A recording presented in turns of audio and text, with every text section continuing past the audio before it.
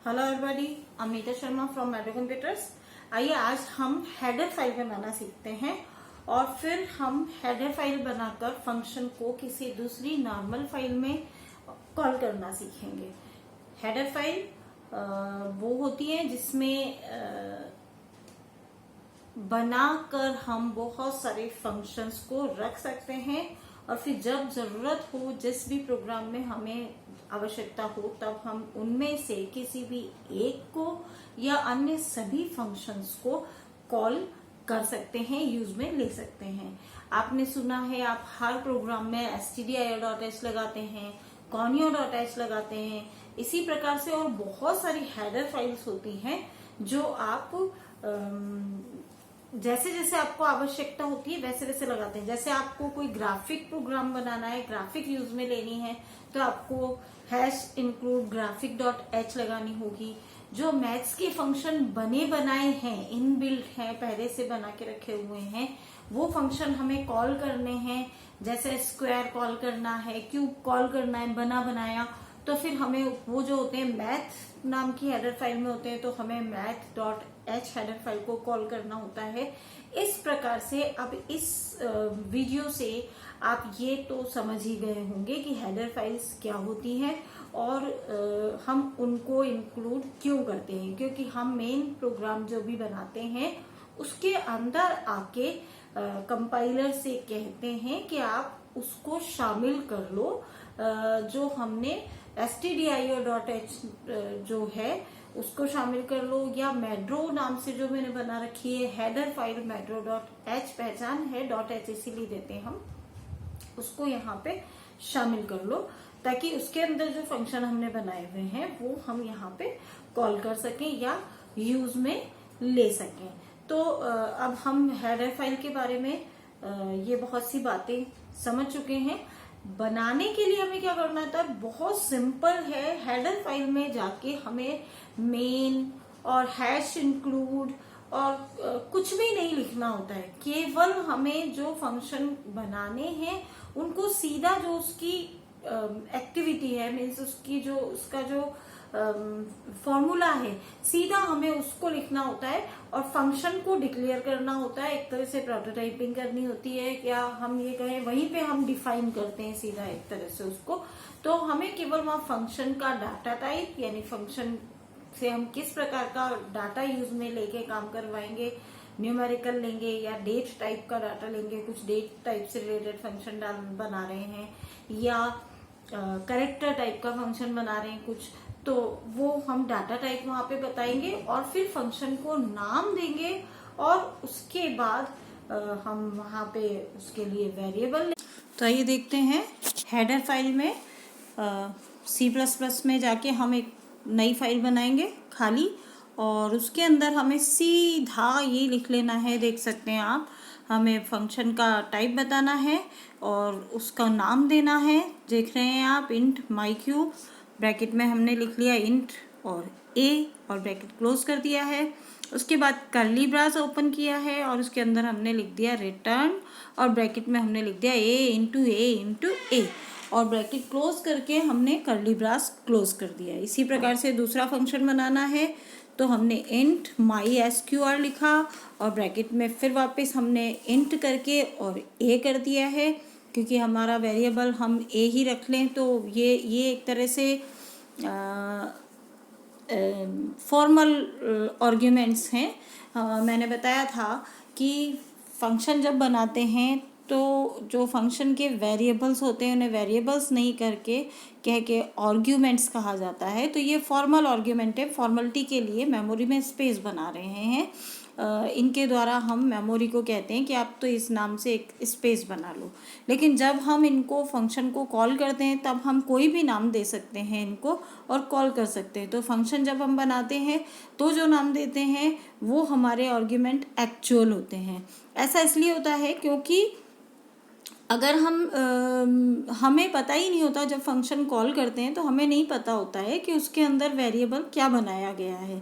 जैसे आप #include stdio.h करते हो, तो stdio.h के अंदर आपने वेरिएबल क्या ले रखे हैं आपको पता नहीं है और आप तो सीधा printf करके लिख रहे हो, तो वो चीज़ हमें पता ही नहीं है इसलिए यहाँ के जो वेरिएबल्स होते हैं वो फॉर्मलिटी के लिए होते हैं, तो फॉर्मल आर्ग्यूमेंट कहलाते हैं। और जब हम कॉल करते हैं तब हम अपनी इच्छा अनुसार कोई भी वेरिएबल ले सकते हैं। सेम ये नाम भी रख सकते हैं और अलग नाम भी रख सकते हैं। तो इसी प्रकार से दूसरा फंक्शन भी मैंने यहाँ बना लिया है। इंट डाटा टाइप बता दिया है MySQR, और ब्रैकेट में लिख दिया है मैंने डाटा टाइप के साथ वेरिएबल को यानी आर्ग्यूमेंट को इंट a और ब्रैकेट क्लोज। देखिए यहाँ सेमीकोलन कहीं नहीं लगाया है हमने और डायरेक्ट ऐसे ही लिखा है इसको पूरे को। और देखिए फिर हमने लिखा रिटर्न और ब्रैकेट में कर्ली ब्रास लगाने के बाद हमने लिखा रिटर्न a ब्रैकेट क्लोज और फिर कर्ली ब्रास क्लोज। ये हमारा हेडर फाइल तैयार हो गई। अब हम इसको जब सेव करेंगे तो हम जो नाम देंगे इसको नाम देंगे medro.h।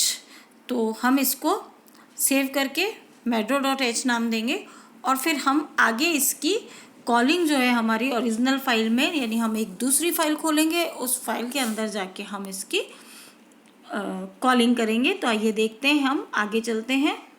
तो आइए अब हम हमारी नई फाइल बनाते हैं और उसके अंदर हमें सबसे पहले जो है वही 5 पंक्तियाँ जो हमें लिखनी होती है, हम उन 5 पंक्तियों को लिख डालते हैं। तो #include stdio.h और #include conio.h। और देखिए नई पंक्ति हमने इसमें क्या लिखी है, #include medro.h, और इसको हमने लिखा है डबल कोट के अंदर। ये देखने वाली बात है।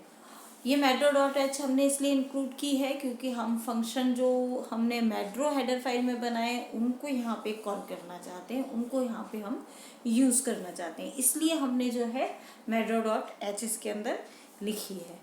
और आइए अब हम बढ़ते हैं आगे। तो देखिए अब हम इसके बाद हमारा जो पंक्तियाँ हमें लिखनी होती है उसमें हमें क्या लिखना होता है, मेन फंक्शन लगाना होता है। तो हमने मेन फंक्शन की शुरुआत कर दी है और खाली ब्रैकेट लगा दिया है।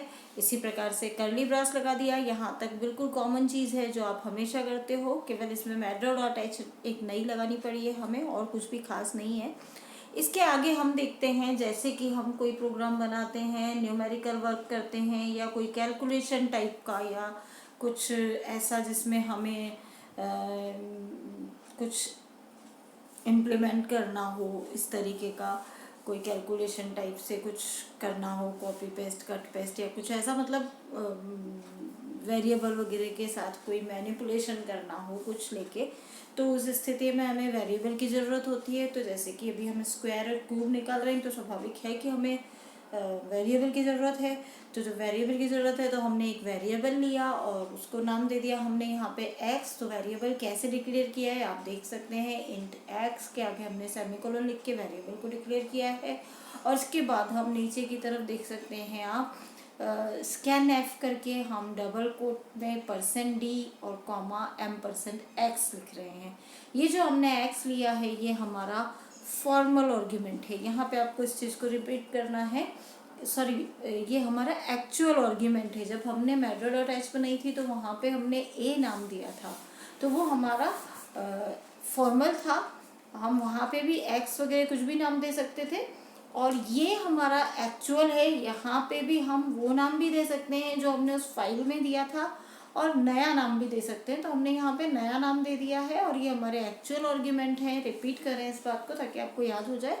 और ये इसको हमने x नाम दिया है हमारे एक्चुअल आर्ग्यूमेंट को। एक्चुअल इसलिए है क्योंकि अब एक्चुअल काम जो है वो ये करेगा। उसके बाद हमने इसको स्कैनएफ कराया।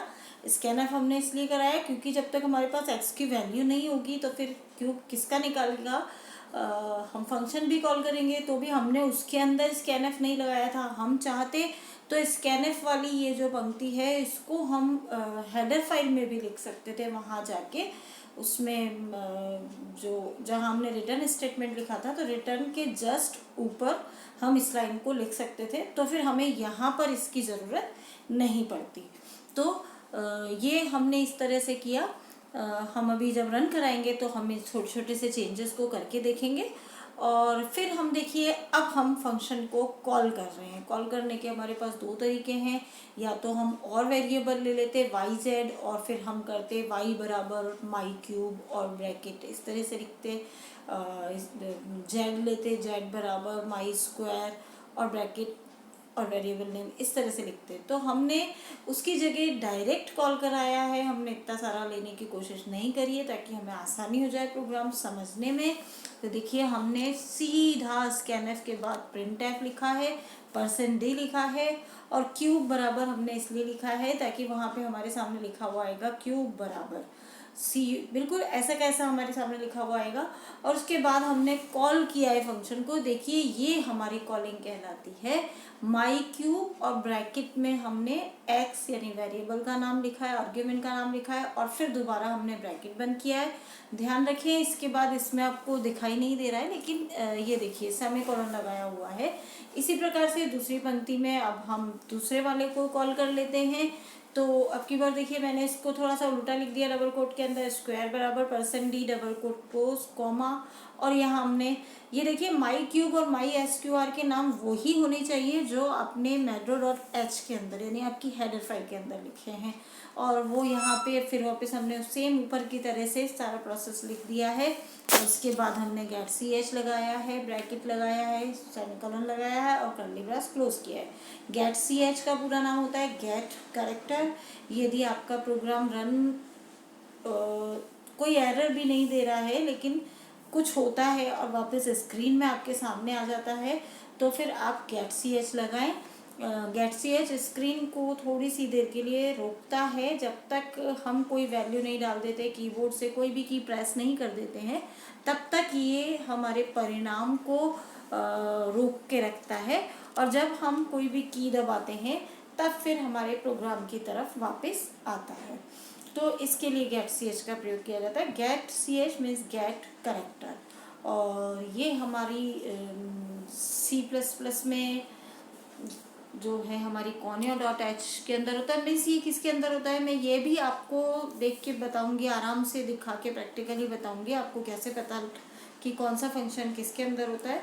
पर फिलहाल हमें इस चीज़ की ज़रूरत नहीं है लेकिन हमने इसीलिए यहाँ पे stdio.h और conio.h लगाई हैं और stdio.h में कॉमन चीज़ें हमारी सारी होती है और ये गेट ch फंक्शन इसका conio.h में होता है। अगर हम हटाएंगे या हम ये लगाएं और conio.h नहीं लगाएंगे तो फिर हमारा प्रोग्राम नहीं चलेगा। printf भी हमारा conio.h में है इसलिए भी हमें इसकी ज़रूरत पड़ती है। तो अब ये हमारा फंक्शन जो है कॉलिंग होके तैयार हो गई है और ये जो माई क्यूब माई SQR ब्रैकेट में हमने एक्स लिखा है ये कॉलिंग है। कॉलिंग भी फंक्शन की दो प्रकार की होती है, कॉल बाय वैल्यू और कॉल बाय रेफरेंस। तो ये बिल्कुल सिंपल कॉलिंग है तो इसको हम कॉल बाय वैल्यू बोलते हैं और फिर मैं आगे अगले प्रोग्राम में अगली वीडियो में आपको ये बताऊंगी कि कॉल बाय रेफरेंस किस प्रकार से की जाती है। हालांकि कोई विशेष परिवर्तन नहीं किया जाता है, हम जब metro.h वाली फाइल बनाते हैं तब हमें थोड़ा सा चेंज करना होता है और ये हमारी वैल्यू कॉलिंग जो होती है वो कॉल बाय रेफरेंस हो जाती है। तो इस प्रकार से ये आपने सीखा अभी फंक्शन को कॉल करना। तो आप इसी तरह से जितने भी चाहें जो भी आपको आवश्यकता है उन सब फंक्शंस को बना के आप अपने पर्सनल नाम भी दे सकते हैं, अपने पर्सनल फंक्शन बना के उनको पर्सनल नाम दे सकते हैं। जैसे लीप ईयर का, ओड इवन प्राप्त करने का, % निकालने का, इन सबके जो भी फंक्शन आपके ज़्यादा काम आते हैं, जो चीज़ों का काम आपको बार बार करना पड़ता है, उन सबको फंक्शन बना के एक हेडर फाइल में सेव कर सकते हैं और फिर जब भी ज़रूरत हो किसी एक को भी कॉल कर सकते हैं और सभी को भी कॉल कर सकते हैं। डेट ऑफ बर्थ के लिए भी हम, बर्थडे के लिए भी हम फंक्शन बना के रख सकते हैं कि किसी का भी बर्थडे आए तो ऑटोमेटिकली जो है जब हम कॉल करें बर्थडे तो वो लिख के दिखा दे कि हैप्पी बर्थडे टू यू। इस तरीके से हम फंक्शंस बना के हमारी हेडर फाइल में सेव कर सकते हैं। तो आइए चलते हैं स्क्रीन की ओर और हम देखते हैं C++ के अंदर हमारे प्रोग्राम बना के मैंने दोनों प्रोग्राम एक साथ एक फाइल में खोले, एक ही स्क्रीन पर खोले हुए हैं। एक हमारी हेडर फाइल है metro.h और दूसरी हमारी funcall.cpp नाम से सिंपल फाइल है C++ की और इसके अंदर मैंने फंक्शन को कॉल किया है। आइए हम इसको रन करा के देखते हैं। Ctrl F9 करते हैं तो हमने देखा रिज़ल्ट को रन करा के परसेंट डी हमने अलग अलग जगह पे लगाया था प्रिंटफ में, इसलिए हमारे सामने वैल्यू अलग अलग जगहों पे प्रिंट हुई है। और हमने स्लैश एन लगाया था प्रिंटफ वाली पंक्ति में, इसलिए परिणाम भी अलग अलग पंक्तियों में प्रिंट हुआ है। तो यदि मेरी वीडियो आपके लिए उपयोगी हो तो लाइक करें, कमेंट करें, शेयर करें और मेरे चैनल को सब्सक्राइब ना भूलें। साथ में यदि मनी भी अर्न करना चाहते हैं तो मेरे दूसरे चैनल मैड्रो फॉर यू को भी सब्सक्राइब करें। Okay, bye, thank you.